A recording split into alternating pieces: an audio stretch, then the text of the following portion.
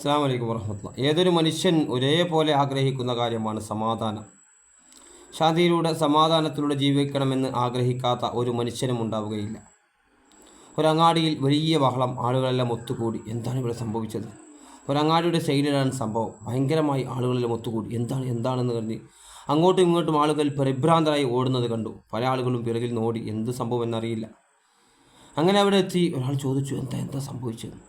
അപ്പോൾ അവർ പറഞ്ഞു, കുട്ടികളൊന്നിച്ച് പടക്കം പൊട്ടിച്ചതാണ്. അപ്പോൾ എല്ലാവർക്കും അവർക്ക് സമാധാനമായി. അങ്ങനെ എല്ലാവരും നോക്കി, എല്ലാവരും തിരിച്ചു വന്നു. പേടിക്കാനൊന്നുമില്ല, കുട്ടികൾ പടക്കം പൊട്ടിച്ചാണ്. അപ്പോൾ ഈ പടക്കം പൊട്ടിച്ചതാണ് എന്ന അറിവ് ലഭിക്കുന്നത് വരെ അവരെല്ലാവരും പരിഭ്രാന്തിയിലും അശാന്തിയിലുമായിരുന്നു. ഒരു സമാധാനമില്ലാത്ത ഒരവസ്ഥ.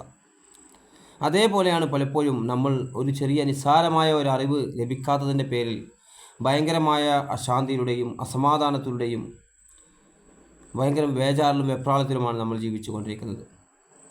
നമുക്കറിയാം, പ്രയാസങ്ങളുണ്ട്, ജീവിതത്തിൽ ദുഃഖങ്ങളുണ്ട്, ദുരിതങ്ങളുണ്ട്, സങ്കടങ്ങളുണ്ട്. പല സിറ്റുവേഷനിലൂടെ ജീവിച്ചു പോകുന്ന ആളുകളുണ്ട്. രോഗം മൂലം വിഷമിക്കുന്നവരുണ്ട്. വാർദ്ധക്യത്തിലുള്ള മാതാപിതാക്കളെ പരിചരിക്കാൻ വേണ്ടി ബുദ്ധിമുട്ട്. അങ്ങനെ പല രീതിയിലുള്ള ബുദ്ധിമുട്ടുകളും പ്രയാസങ്ങളും. രോഗത്തിലായി തന്നെ ജനിച്ച് വീണ് വളർന്ന കുട്ടികൾ, അവരുടെ ചികിത്സയും ശുശ്രൂഷയും, അങ്ങനെ ഒരുപാട് ചിലവുകൾ, അതിൻ്റെ വിഷമങ്ങൾ, അതിൻ്റെ പ്രയാസങ്ങൾ, അങ്ങനെ പല രീതിയിലുള്ള വിഷമങ്ങളും പ്രയാസങ്ങളും മനുഷ്യൻ അനുഭവിക്കുന്നുണ്ട് എന്നത് യാഥാർത്ഥ്യമാണ്. ഇവിടെ അറിവ് നേടുക എന്നത് വലിയൊരു സമാധാനം ഇതിലൂടെ നമുക്ക് ലഭിക്കുമെന്നതിൽ യാതൊരു സംശയവുമില്ല. മർമ്മപ്രധാനമായി നമ്മൾ മനസ്സിലാക്കേണ്ടത്, നമ്മളെല്ലാവരും ഇപ്പോൾ നമുക്കറിയാം, ലോകത്ത് നമ്മളെ മനുഷ്യനെന്ന ഈ മഹാബുദ്ധിജീവിയെ സൃഷ്ടിച്ചത് എന്തിനു വേണ്ടിയാണ്? ദൈവത്തെ അനുസരിക്കാൻ, ദൈവത്തെ അംഗീകരിച്ച് ദൈവത്തിൻ്റെ ഹിതമനുസരിച്ച് ജീവിച്ച് മരിച്ച് മരണത്തിന് ശേഷം സ്വർഗവും നരകവും ഉണ്ടെന്ന് വിശ്വസിക്കുന്നവരാണ് നമ്മൾ. അപ്പോൾ അതിനുശേഷം ആ സ്വർഗത്തിന് വേണ്ടി സജ്ജരാവുക എന്നതാണ് ഈ ദുനിയാവിൽ വെച്ച് നമ്മൾ ചെയ്യേണ്ട കാര്യം. അതിനുവേണ്ടി ഒരുങ്ങുക. അപ്പോൾ ഈ ഒരു അറിവ്, മരണത്തിന് ശേഷം ജീവിതമുണ്ട് എന്നൊരു അറിവ് കിട്ടുമ്പോൾ അഗാധമായ ഒരു ശാന്തിയും സമാധാനവും മനസ്സിൽ ഉടലെടുക്കുമെന്നതിൽ യാതൊരു സംശയവുമില്ല. പലപ്പോഴും പല ചാനൽ ചർച്ചകളിൽ നമ്മൾ കേൾക്കാറുണ്ട്, പല വിശ്വാസിയല്ലാത്ത മനുഷ്യൻ പോലും പറയുന്നത് വിശ്വാസികൾക്ക് സമാധാനമുണ്ട് എന്നതാണ്. അവർക്ക് ഇന്നല്ലെങ്കിൽ നാളെ ഒരു പ്രതീക്ഷയുണ്ട്. എന്തെങ്കിലും അസുഖം വന്നാൽ ആ ദൈവം മാറ്റിത്തരുമെന്ന്. അതൊരു ബുദ്ധിമുട്ട് പ്രയാസം വരുമ്പോൾ, സാമ്പത്തിക ഇടപാടുമായി ഒരു സാമ്പത്തിക പ്രതിസന്ധി നമുക്ക് വരുമ്പോൾ നമുക്കൊരു വഴിയും നേരാമണം നോക്കിയാൽ ഒരു വഴിയും കാണുന്നില്ല. കാരണം നമ്മൾ ചെറിയ ബുദ്ധി വെച്ചിട്ടാണ് നമ്മൾ ചിന്തിക്കുന്നത്. ചെറിയ ബുദ്ധി, പരിമിതമായ ബുദ്ധി വെച്ചുകൊണ്ടാണ് നമ്മൾ പലതും നോക്കുകയും കാണുകയും ചിന്തിക്കുകയും മനസ്സിലാക്കുകയും ചെയ്യുന്നത്. അപ്പോൾ അതിനപ്പുറത്തേക്ക് നമ്മുടെ ബുദ്ധിയേക്കാൾ, നമ്മുടെ കഴിവിനേക്കാൾ, നമ്മുടെ സാമ്പത്തിക സ്ഥിതിഗതികളെക്കാൾ എല്ലാം അറിയുന്ന, നമ്മളെക്കുറിച്ച് അറിയുന്ന, നമുക്ക് മറ്റൊരു ഗൈബിയായ മറിഞ്ഞ രീതിയിലൂടെ നമുക്ക് സഹായങ്ങൾ ചെയ്യാൻ കഴിവുള്ള ഒരു ശക്തി നമ്മുടെ മുകളിലുണ്ട് എന്ന് നമ്മൾ വിശ്വസിക്കുമ്പോൾ നമുക്കൊരു സമാധാനമാണ്. നമുക്ക് എന്തെങ്കിലും ഒരു വഴി ആ ദൈവം കാണിച്ചു തരും.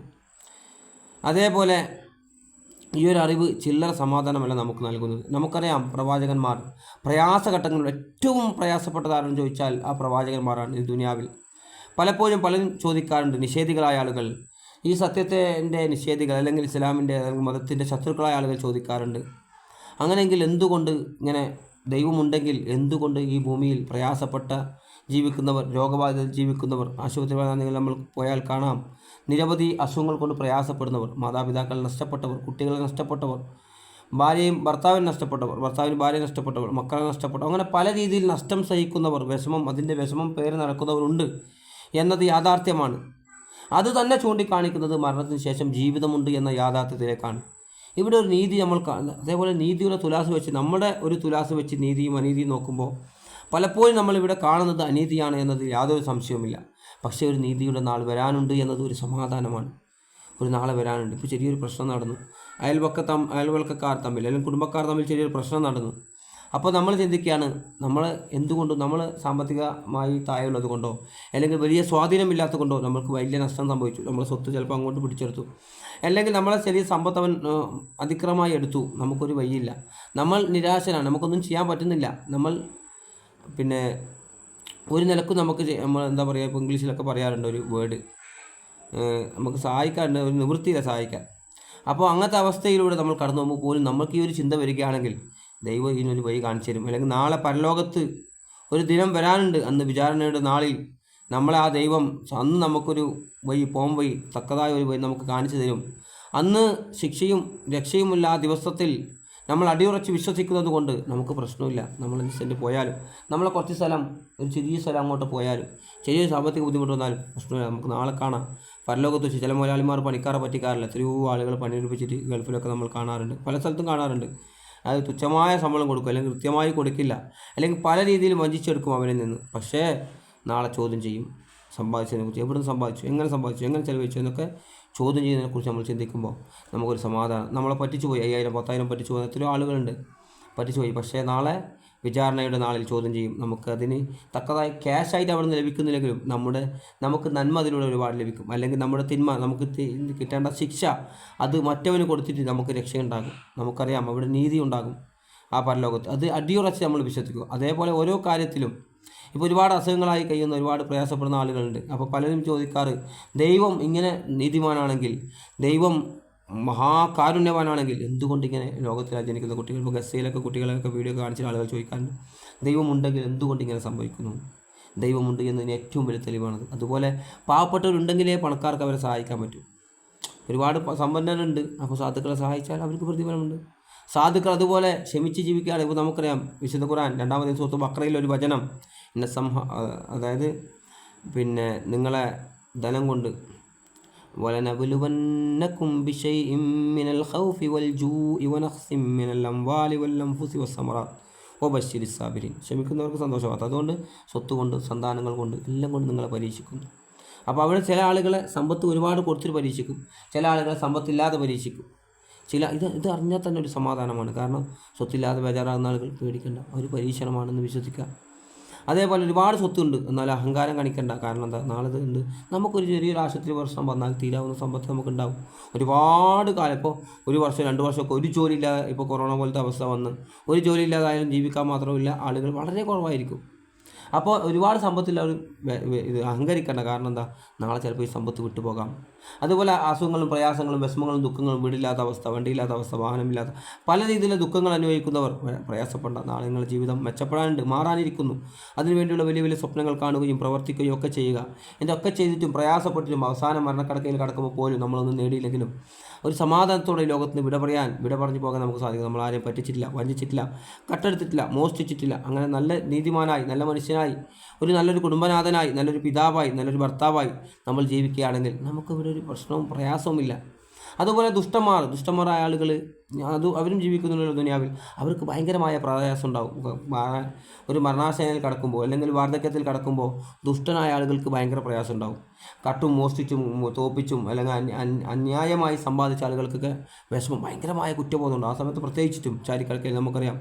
പിന്നെ പണ്ടത്തെ ഒരു കവിത കേൾക്കാറുണ്ട് നമ്മളെന്താ, ബാലസ്ഥാവൽ ക്രീഡാസത്ത തരുളിസ്ഥാവൽ തരുണസത്ത പരമേ ബ്രഹ്മമിക്കോപിനസത്ത.